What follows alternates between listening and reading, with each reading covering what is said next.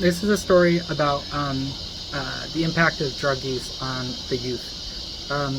This is from 2011. In 2011, there was a huge snowstorm in my state, the biggest I've ever seen.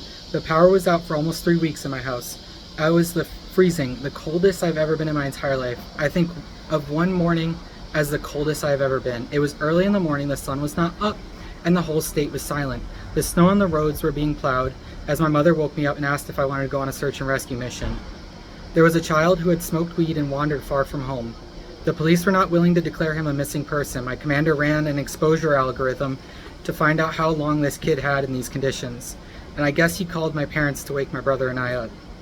The teen had wandered off in the woods deep, so deep and treacherous the conditions were, as we stared at the gray, quiet scene in the woods. We gathered in the pavilion in our bear suits and with our hand warmers, and they started a quick reorientation of a search and rescue version of a foreign object debris walk.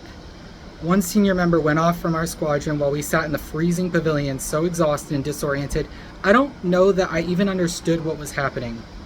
I couldn't think of anything except how cold I was. Within 20 minutes, an ambulance arrived and our senior member came out of the woods with the child. They started to block our view of the ambulance and packed up the classroom. My commander, when asked if he sent any cadets out to find him, he said we didn't need to.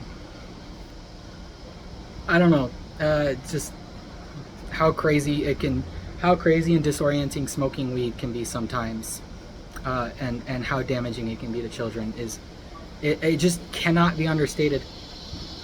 And I wanted to share my story. Thank you.